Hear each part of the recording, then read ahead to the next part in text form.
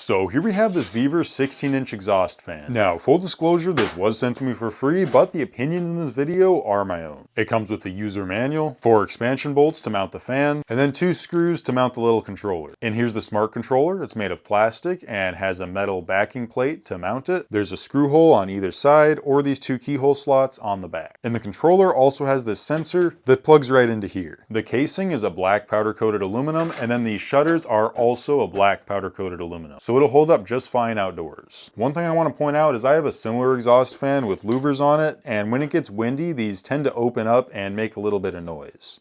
And this one seems like it's going to be the same, and I'm not really sure what the fix is for that. Anyway, this has 2 mounting holes in each corner for a total of 8 mounting holes. The back of the fan also has this grate so someone doesn't accidentally stick their hand in, and also so nothing big gets sucked in and damages the fan. It has a standard plug. It's a pretty short extension cord. It's only about 6 foot. And then it has this cord. It's about 8 foot long. You're going to plug this into the controller so you can control the fan. The fan is great for greenhouses because it'll help regulate the heat and humidity. It's also good for sheds, and what I'm going to be using it for is my paint room. The motor says it's waterproof, but it doesn't explicitly say that it's explosion proof, so I'm still going to be putting a nice big filter over this to stop flammable paint fumes from getting into it and possibly causing it to explode. Anyway, before I put it up, I want to go ahead and test it out and show you how it works. So first off, if you plug it in without having it connected to the controller, it will just turn on and stay on until you unplug it because there's no switch on this. This has an air exchange rate of 2,650 CFM, so a single fan is suitable for about a 15 by 20 foot building that has 9 foot ceilings. Also, you can see when the fan's on, the louvers are fully open, and then when I turn it off, they shut just fine. Now, if you did get the fan with this controller, you can take this cord and plug it into either one of these ports. And the other port is if you get a second fan, you can use this same controller to control both of them at the same time. Now that it's plugged into the fan, it has power and we can turn it on using this leaf button. It shows the temperature, humidity, the fan speed, and also what setting it's on. There's 4 buttons at the bottom. The first one is to change the mode. You can set it to a timer and then use the up and down arrows to change how long it'll run. The max length you can set it to is 9 hours. When the timer runs out, the fan will shut off, and then it'll stay off until you set the timer again. You can also set it to auto mode, which will turn it on and off when it senses the humidity or temperature is too high or too low. And it'll stay on until those settings get back into the range that you set them at. You can also have it constantly on or just constantly off. You can also set an alarm on it. If you do set it, it'll just make a quiet beeping noise whenever the temperature or humidity gets out of the range you set. Also, if you hold down the leaf button, you can lock the screen.